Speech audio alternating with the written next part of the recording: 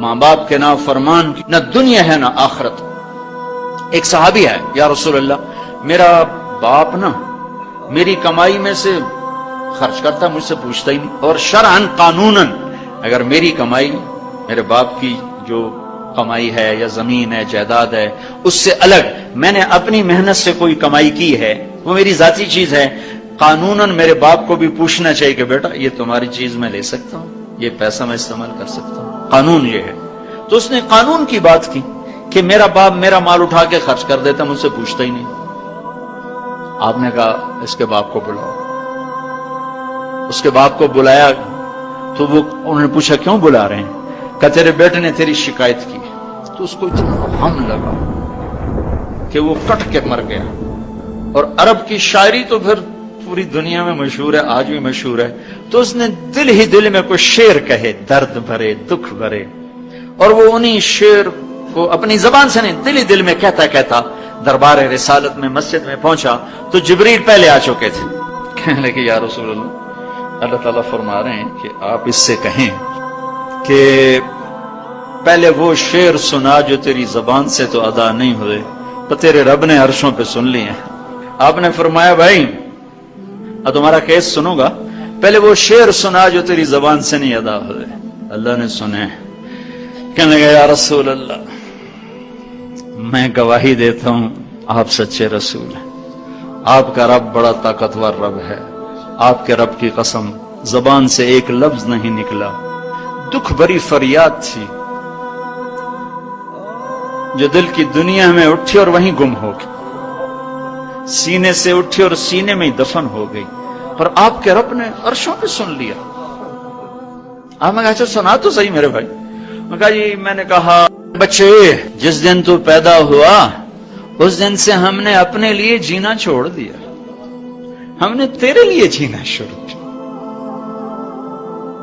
گرمی سے لڑے، سردی سے لڑے، موسموں سے لڑے، حالات کے آہنی پنجوں سے رزق نکالا، جبڑوں سے رزق نکالا، جوانی کو قربان کیا، صحت کو قربان کیا، اپنے جذبات کو سلا دیا، تیرے چہرے کی ایک مسکراہٹ دیکھنے کے لیے ساری ساری رات کام کیا، سارا سارا دن کام کیا، کبھی دھوپ میں کبھی سردی میں، کبھی گرمی سے لڑا کبھی سردی سے لڑا، کبھی موسم سے لڑا کبھی بھوک سے لڑا، تجھے کھلایا خود بھوکا رہا، تجھے پلایا خود پیاسا رہا، تجھے چھاؤں میں لٹایا خود دھوپ میں بیٹھا، تجھے سکھ پہنچایا خود دکھ جھیلا۔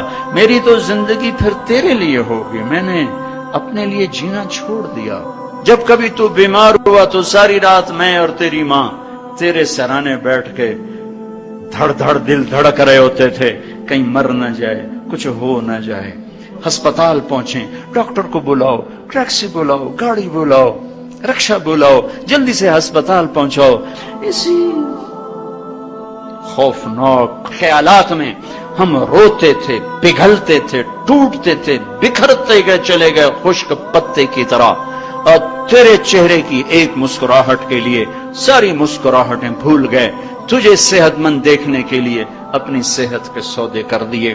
اور اس طرح ایک دن نہیں گزرا، یہ شب و روز گزرے، دن اور رات گزرے، لیل و نہار گزرے، بہار و خزاں گزری، رت بدلی، موسم بدلے، بادل اندھیری بارش آئے اور گئے، یہاں تک کہ تو پروان چڑھتا گیا، میں ڈھلتا گیا، تجھ میں جوانی میں رنگ بھرا اور بڑھاپے نے میرے سارے رنگ نوچ لیے۔ تو سیدھا کھڑا ہوا تنے کی طرح، میری کمر جھک گئی کمان کی طرح، اور میں آسرے کا محتاج ہوا، تو طاقتور ہو کے جوان ہوا۔ پھر مجھے خیال آیا کہ میں اس کی انگلی پکڑ کے چلا، گود بٹھا کے چلا، کندھے بٹھا کے چلا، ہاتھ بٹھا کے چلا، اس کے لیے در در کی ٹھوکریں کھائیں۔ آج جب میں بوڑھا ہوا ہوں تو اب یہ میری انگلی پکڑے گا، میرا ہاتھ پکڑے گا، میں اس کی لاٹھی بنا، یہ میری لاٹھی بنے گا۔ لیکن ایک دم میرے بیٹے تیری آنکھیں ماتھے پہ چڑھ گئیں، تیرے تیور بدل گئے، تو مجھے یوں دیکھنے لگا جیسے میں تیرا باپ نہیں، میں تیرا نوکر ہوں۔ تو میں نے اپنی زندگی کو جھٹلا دیا اور میں نے کہا میں خواب دیکھ رہا تھا کہ میں باپ ہوں۔ نہیں میں باپ نہیں، میں نوکر ہی ہوں۔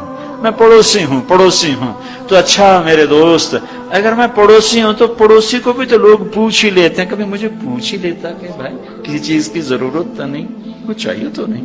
یہ اتنے درد بھرے اشعار ہیں کہ میرے تو اتنی فصاحت نہیں کہ میں اس کا ترجمہ کر سکتا، لیکن یہ وہ اشعار تھے کہ میرے نبی زار و قطار روتے اور آپ پھوٹ پڑے اور آپ کی داڑھی آنسوں سے تر ہو گئی اور آپ نے اس کو گریبان سے پکڑا اور یوں جھٹکا دے کر اٹھ جا، دفع ہو جا، انت و مالک لابیک، تو باپ کے خلاف مقدمے کرتا ہے، نکل جا، تو اور تیرا سب کچھ تیرے باپ کا ہے۔